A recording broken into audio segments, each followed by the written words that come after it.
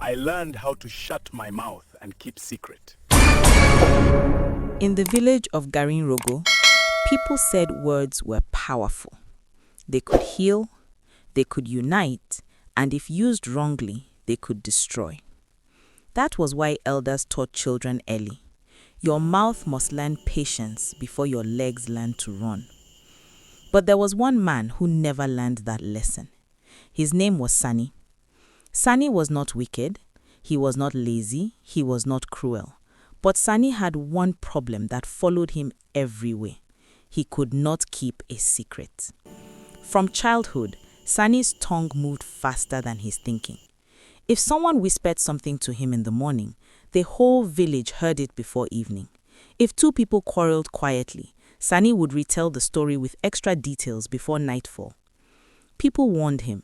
Sani, they said, not every truth needs noise. He would laugh. What is life without talking, he asked. If something happens, why should it hide?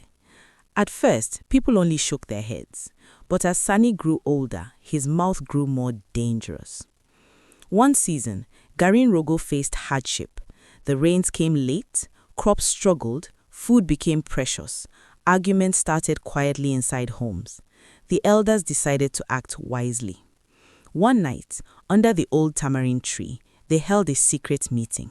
Only trusted people were invited, those known for calm minds and sealed mouths. Against better judgment, Sani was invited. Why? Because Sani was everywhere. And the elders thought, maybe this time he will behave. That night, the village head spoke carefully.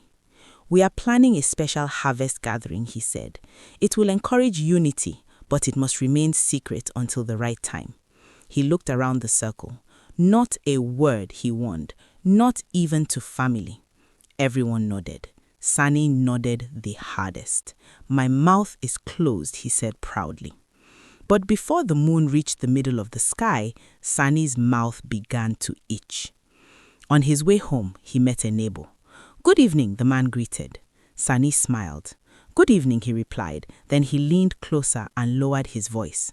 Don't tell anyone, but something big is coming. That was all it took. By morning, the village buzzed. Women whispered at the well, children repeated what they half heard, men argued about details that were never shared. The elders noticed. By evening, they cancelled the gathering. That night, the village head sent for Sani. We trusted you, he said quietly. Sani laughed nervously. I didn't say everything, he argued. I only hinted. The elder sighed. A crack in a pot still leaks water. Weeks passed. Then, real danger came. Hunters returning from the forest reported strangers passing nearby, quiet men watching the village paths. No one knew their purpose. The elders gathered again. This time, fear sat among them. They planned a silent warning.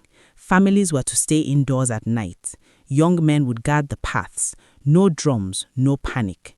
Again, Sani was present. Again, he was warned.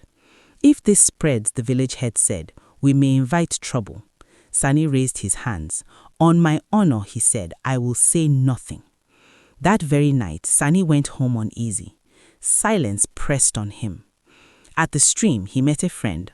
What's wrong? The friend asked. Sani hesitated, then smiled. Nothing, he said, then quickly added, just be careful tonight. The friend frowned. Be careful how? Sani leaned in. Don't tell anyone, but. The strangers heard. They changed their plans. Before dawn, several farms were destroyed. Food stores vanished. Panic spread like fire. The village suffered, not loudly, but deeply. When the elders traced the leak, all paths led to Sani. This time, no one shouted. They simply stopped telling him things. Meetings happened without him. Decisions were made in silence. When Sani approached, conversations ended. His mouth was still free, but his presence was empty. One evening, Sani sat alone outside his compound. For the first time, no one came to greet him. No gossip reached him. No news passed his ears. The village moved on without his voice. An old woman passed by and stopped.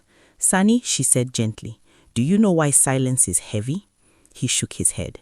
because, she said, it falls only on those who never respected it. That night, Sani cried, not because he was hungry, not because he was beaten, but because he was no longer trusted. Seasons passed, Sani changed. He listened more, he spoke less. When words came, he weighed them carefully. Slowly, people noticed. One evening, the village head called him. "We will try again," the elder said, "but understand this. Trust grows slower than crops." Sani bowed deeply.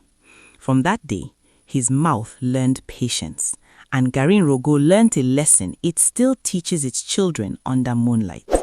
A secret is not heavy, but the mouth that cannot carry it will carry shame instead.